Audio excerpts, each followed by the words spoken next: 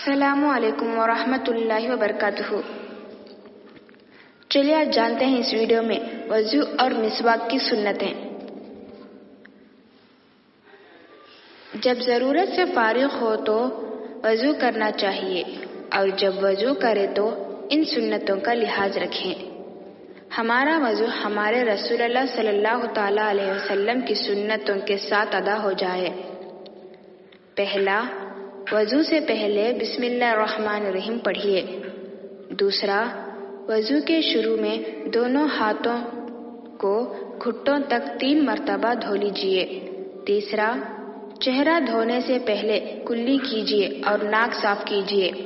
چوتھا، بائیں ہاتھ سے ناک صاف کیجیے۔ پانچواں، کلی کرنے اور ناک صاف کرنے میں مبالغہ کیجیے۔ ہاں، اگر روزے دار ہو تو مبالغہ نہ کیجیے۔ ایک ہاتھ سے کلی کرنا اور ایک ہاتھ سے ناک صاف کیجیے۔ حضور صلی اللہ علیہ وسلم نے ایک ہاتھ سے کلی اور ایک ہاتھ سے ناک صاف کیا۔ چھٹواں، وضو میں کلی کرتے وقت مسواک کیجیے۔ حضور صلی اللہ علیہ وسلم نے فرمایا، اگر میری امت پر یہ بات مشکل نہ گزرتی تو میں انہیں ہر وضو کے ساتھ مسواک کا حکم دیتا۔ ساتواں، اگر داڑھی گھنی ہو تو چہرہ دھوتے ہوئے داڑھی کا خلل بھی کیجیے۔ حضور صلی اللہ علیہ وسلم وضو میں اپنی داڑھی کا خلل کیا کرتے تھے۔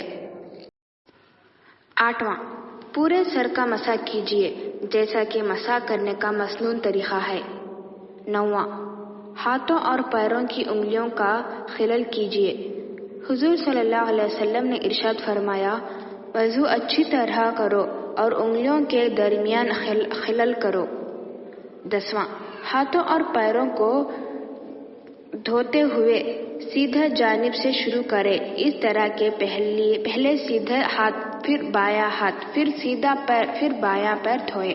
حضور صلی اللہ علیہ وسلم کو جوتے پہننا اور پاکیزگی حاصل کرنا وغیرہ میں سیدھے جانب سے شروع کرنا پسند تھا۔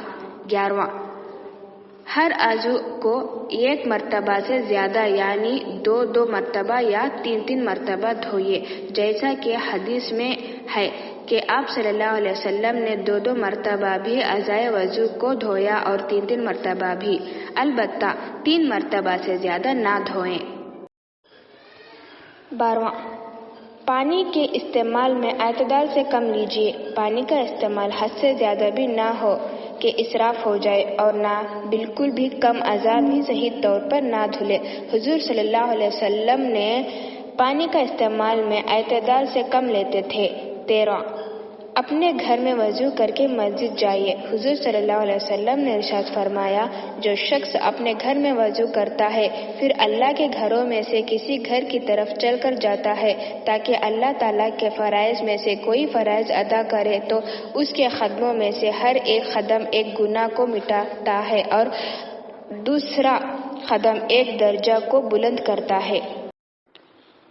14واں، وضو سے فارغ ہو کر اللہ تعالیٰ کے بندے ہونے اور محمد صلی اللہ علیہ وسلم کے رسول ہونے کی گواہی دیجیے اور یوں کہیے، اشہد ان لا الہ الا اللہ وحدہ لا شریک لہ واشہد ان محمدا عبدہ ورسولہ۔ جو کوئی وضو کے بعد یہ کلمہ شہادت پڑھتا ہے، جنت کے 8 دروازے اس کے لیے کھل جاتے ہیں، جس دروازے سے چاہیے داخل ہو جائے۔ 15واں، وضو کے بعد 2 رکعت نماز ادا کیجیے۔ حضور صلی اللہ علیہ وسلم نے ارشاد فرمایا، جس نے میرے وضو کی طرح وضو کیے پھر 2 رکعت نماز ادا کی اور ان 2 رکعت کے ادا کرتے ہوئے کوئی دنیائی خیال دل میں نہ لائے، اس کے پچھلے گناہ معاف کر دیے جائیں گے۔ اور 16واں، ہر عضو کو اچھی طرح دھوئے کہ ہر ایک کا حق ادا ہو جائے۔ چلیے اب جانتے ہیں کچھ مسواک کی سنتیں۔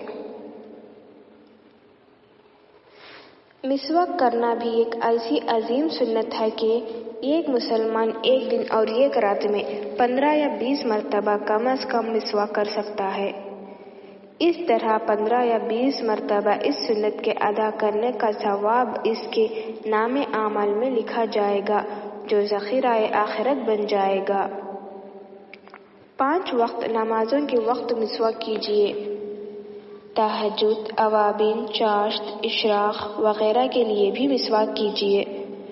گھر میں داخل ہو تو مسواک کیجیے جیسا کہ حضور صلی اللہ علیہ وسلم کا عمل بھی رہا ہے۔